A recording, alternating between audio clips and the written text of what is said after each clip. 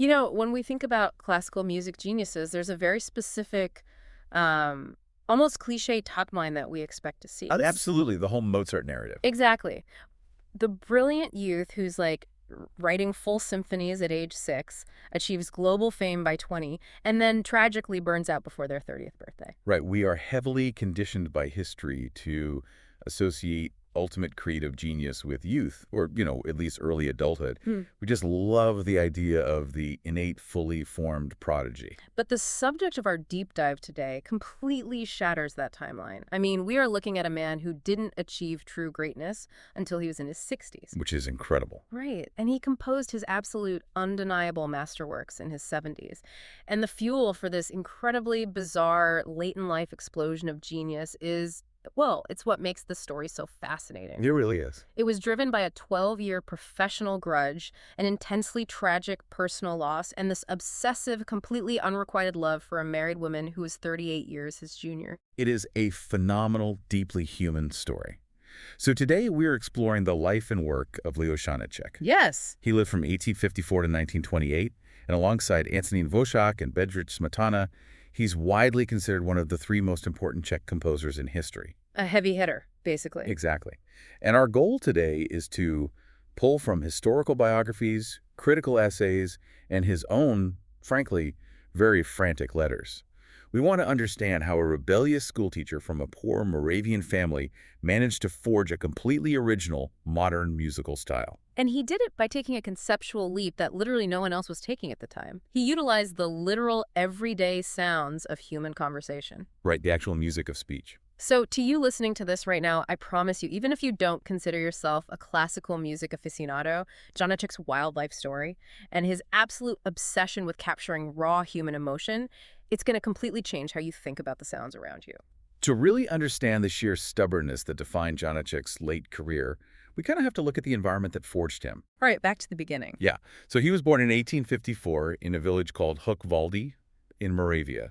And this was a family of very limited means. He was one of 6 surviving siblings, and his father was just a local schoolmaster. But his father recognized early on that young Lioge had a real gift for choral singing.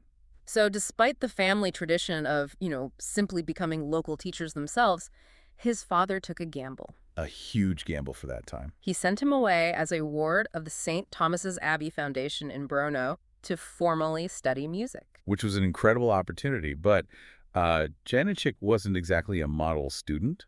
Not at all. No, his choir master in Brno found him to be brilliant, but incredibly problematic and wayward.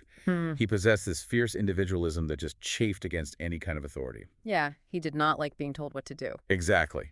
But his talent was undeniable, so he eventually secured a recommendation to the Prague Organ School in 1874. And reading through the sources, there's this detail about his time in Prague that absolutely blew my mind. The tabletop piano. Yes. He was so impoverished as a student that he literally couldn't afford to have a piano in his room. So to practice his compositions, he actually drew a keyboard on his tabletop with chalk. It is a powerful image of just sheer dedication. He would sit there in silence, pressing his fingers against the wood of his desk. Think about the psychological effect of that, though. It's like trying to learn how to code by writing out Python on a napkin. That's a great analogy, actually. Right. Because when you aren't relying on the physical sound hitting your ears, you're building a purely internal relationship with the harmony. You are hearing the architecture of the music in your mind before it ever exists in the real world. Which likely contributed heavily to his later ability to hear music differently than his peers. I mean, he wasn't bound by the physical resonance of the instrument. He was bound by his internal ear. Wow. But his time in Prague also really cemented that anti-authoritarian nature we talked about. In 1875, he wrote a review for a music journal called Sicily. Oh, this is wild. Yeah, and he didn't just review any random performance. He harshly criticized his own teacher's performance of a Gregorian mass. Publicly humiliating the person who holds your academic future in their hands is, well, it's certainly a bold move. To say the least. He was expelled for it immediately. Of course he was. But Janacek possessed an ear for perfection, and when he heard something that fell short, he simply could not keep his mouth shut, regardless of the political consequences. But his sheer talent bailed him out, right? That same teacher eventually relented, let him back into the program, and Janacek graduated just a few months later with the best results in his entire class. He did. But that absolute refusal to compromise, it didn't end at graduation. It actually set a trap that he would walk right into a decade later, one that would devastate his professional life. Which brings us to the 1880s. Janacek moves back to Brno to make a living as a music teacher. In 1881, he marries his pupil, Zdenka Shultsova, who was just 16 years old at the time. Right. He's settling into this life, composing more systematically, but he's still writing those brutal music reviews. And in 1887, he decides to go after a comic opera called The Bridegrooms. Written by a Czech composer named Karel Kovařovič. Yes. And Janacek did not hold back. No, he published a critique that essentially dismantled Kovařovič's entire artistic capability. He wrote, and I'm quoting directly from the source here, "Which melody stuck in your mind? Which motif is this dramatic opera? No, I would write on the poster, comedy performed together with music, since the music and the libretto aren't connected to each other." I mean, that is just a massive public insult. It's devastating. He's telling the world that Kovařovič doesn't even know how to connect words to music. At the time, Janacek probably thought nothing of it. He was a big fish in the small pond of Brno. Right, he felt untouchable there. But the consequences of that specific review would compound with the greatest personal tragedy of Janacek's life. Yeah, the tragedy strikes in the early 1900s. Janacek and his wife, Zdenka, have a daughter named Olga. And in 1902, Janacek takes Olga to St. Petersburg so she can study Russian. Okay. During that trip, she becomes severely ill. They bring her back home to Brno, but her condition steadily deteriorates. And she passes away in February 1903. Yeah. The sources describe Janacek's grief as utterly agonizing. He's watching his daughter suffer a slow, painful death. And as a composer, he channels all of that raw, visceral pain into a new opera he's writing called Jenufa. He dedicates the work entirely to Olga's memory. And Jenufa becomes the major turning point in his creative life. It premieres in Brno in 1904, and locally it's a huge success.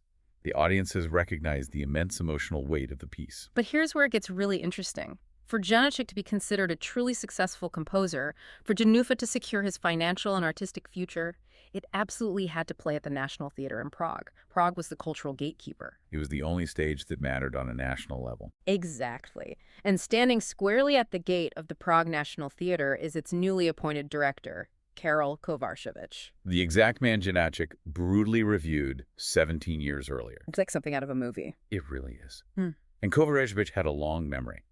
He flat out refuses to stage Jenufa, and he maintains that vengeful refusal for 12 long years. That is deeply tragic. I mean, Janacek pours his soul, his dead daughter's memory, into this magnum opus, and the door is just slammed in his face because of a petty grudge over a magazine review. Yeah. You can imagine the psychological toll that takes. He's a composer in his 50s, seemingly locked out of the establishment forever. He wrote later that he felt entirely beaten down.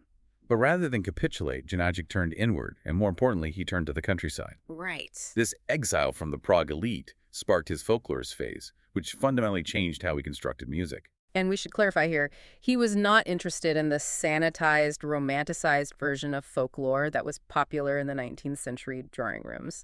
He didn't want, like, pretty idealized peasant songs. No, he wanted absolute realism. He took an analytical, almost scientific approach to capturing the sounds of his environment. In October 1909, he acquired an Edison phonograph. Which was cutting-edge tech back then. Absolutely. He became one of the very first people to use phonographic recording as a field tool for folklore research. He would go into Moravian villages and actually record the local singers, discovering that their folk songs were incredibly free, irregular in their rhythm, and just deeply emotive. But he didn't stop at recording songs, right? He's started transcribing everyday spoken conversations. Yes, this leads to his great conceptual breakthrough, the idea of speech melodies, or napevky mluví in Czech. Janacek developed a core philosophy that the rhythm, the pitch, and the inflections of normal, everyday speech contained a person's true psychology. Fascinating. He believed that if you study how a person's voice changes under stress or joy or deception, you are actually hearing their soul. Okay, let's unpack this for a second.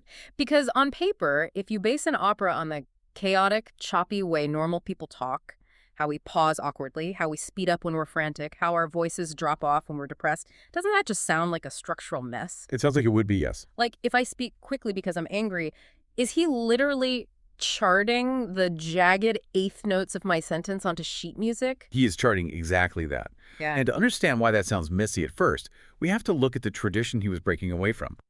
Think about traditional Wagnerian opera. Okay. In that 19th century German style, the composer writes a grand, sweeping musical architecture, and the text, the human voice, is essentially bent, stretched, and forced to fit those beautiful, predetermined melodies. Janacek flipped that mechanism entirely. So the grand musical structure is discarded, and the melody serves the psychological truth of the human voice instead. Exactly. He Right. converted conversational pauses into literal rests on the sheet music. He captured the pitch drop of sadness as a descending interval for the violins. It wasn't traditionally pretty in the Wagnerian sense, but it was dramatically truthful. Wow. It created characters on stage who sounded like real, breathing, flawed human beings. It's like a hyper-realistic approach to opera. It was incredibly avant-garde. This approach anticipated what modernist composers like Bela Bartok would soon do. Instead of taking folk traditions and smoothing them out for high society, composers like Bartok and Janacek studied the jagged, authentic, unfiltered rhythms of the people and made that the core of their high art. So he's out there in Brno, brewing this hyper-realistic, incredibly modern style in total isolation. But you can't keep a lid on work this powerful forever. Eventually, the dam breaks. It does. In 1916, Karol Kovacevic finally relents. After 12 years of saying no, why the sudden change of heart? Well, pressure had been building immensely from friends, critics, and intellectuals who recognized Janacek's undeniable genius and knew that keeping Jenufa out of Prague was a cultural crime. It was an open secret that it was brilliant. Exactly. But Kovacevic only agreed to stage it on the condition that he could make major edits to Janacek's score. He actually reorchestrated parts of the finale to make it sound more traditional and festive. Which must have felt like a dagger to Janacek, right? To let his enemy physically alter his tribute to his dead daughter. It was excruciating. Mm.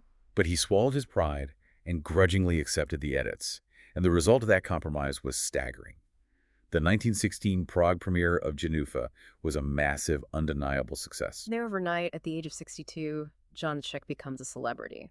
The doors to the world's great opera stages are suddenly thrown wide open, but with that sudden, intoxicating fame comes absolute chaos in his personal life. Complete chaos. Success brought him into Prague's high society, where he was introduced to a soprano named Gabriela Horvatova. He was entirely enchanted by her and quickly began a very public affair. And he apparently made zero effort to hide this from his wife, Zdenka. None whatsoever. When Zdenka discovered the depth of the betrayal, the humiliation was so profound that she actually attempted suicide. Oh my God, that's an incredibly dark turn. It is. And yet, their resolution to this crisis is just bizarre. They agreed to an informal divorce, but they didn't separate physically. No, they continued to live in the exact same house. They essentially divided the property into zones, leading completely separate, silent lives under the same roof right up until his death. I cannot imagine a more intensely tense environment to live in, a house cut in half by resentment. Yeah, it sounds like a nightmare. But the affair with the soprano eventually fizzles out, because in 1917, at age 63, the true consuming muse of his life steps into the picture. Yes. Her name was Kamila Stosslova. She was a married woman, and she was 38 years younger than Janacek. And he develops an obsession with her that is almost entirely one-sided. It becomes the defining relationship of his late life. It was a profound, almost self-destructive passion. Over the remaining 11 years of his life, Janacek wrote Kamila nearly 730 letters. Wait, really? 730 in letters? Yes. That is an astonishing volume of correspondence. That's like more than one letter a week for a decade, pouring his heart out to a woman who barely reciprocated. She was mostly indifferent. She neither actively sought his devotion nor entirely rejected the attention. But her actual feelings didn't seem to matter to Janacek. Kamila became the absolute center of his creative universe.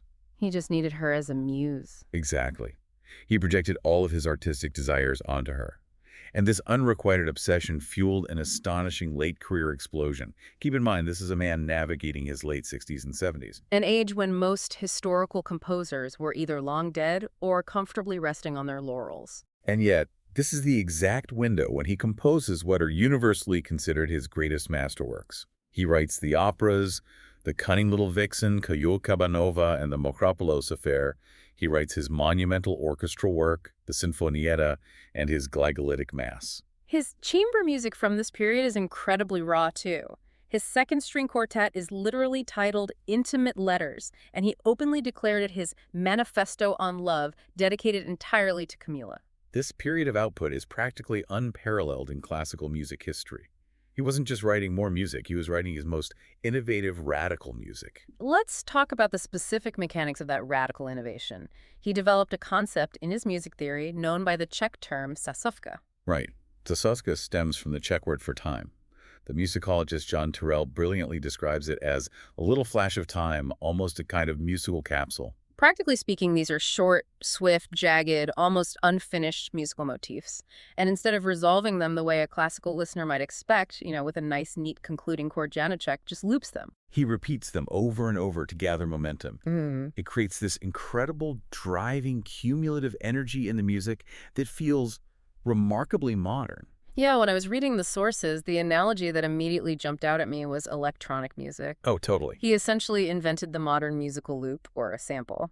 He's taking this tiny snippet of sound and layering it to build massive tension. The legendary conductor Charles Mackeraus even went so far as to call Janacek the first minimalist composer because of his reliance on these driving, repeating motifs. That proto-minimalism is exactly what makes his music feel so vital today. But at the time, that style faced immense pushback. This raises an important point about how history filters and often misunderstands genius. Right. For decades, highly influential critics condemned Janacek's style. Critics like Zdeněk Nejedlý, who actually later became a powerful communist minister of culture, called his work amateurish.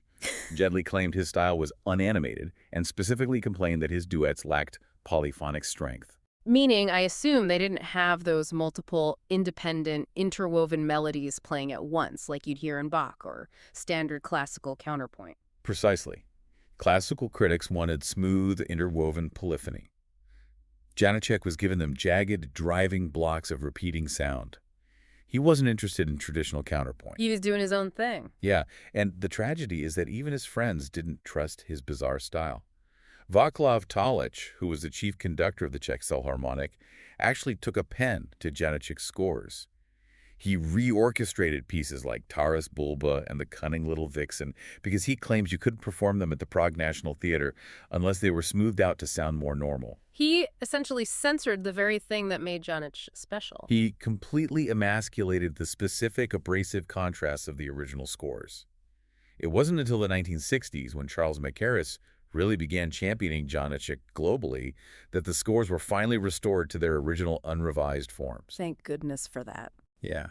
Mackeraus proved to the world that Janacek's quote-unquote amateurish orchestration was actually a highly intentional, incredibly sophisticated modern aesthetic. It's a relief that history eventually caught up to him and restored the raw power of what he was trying to do.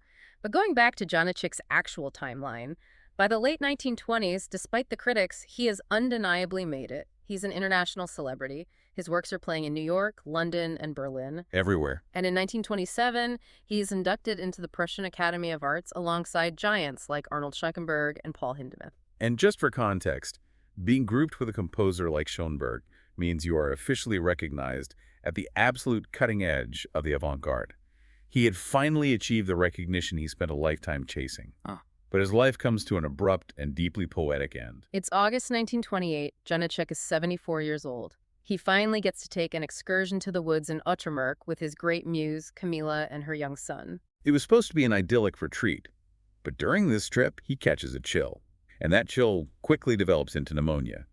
On August 12, 1928, in a sanatorium in Ostrava, Leo Janacek dies. And back in his study, sitting right there on his desk, is the unfinished third act of his final opera, From the House of the Dead, which was based on Dostoevsky. I mean, he was working literally right up to the very end.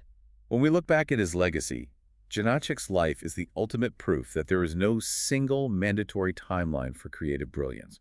As the writer Milan Kundera pointed out, Janacek achieved true individuation as an artist only around his 50th year. He didn't peep in his 20s. He spent decades failing, being rejected, harboring bitter resentments, and brewing this highly modern, completely original style in almost total isolation. He absorbed the literal rhythms of his environment, the irregular folk songs, the jagged speech patterns of the people in Moravia, and he forged a musical language that remains surprisingly fresh today. He listened closer to the reality of human emotion than anyone else of his era.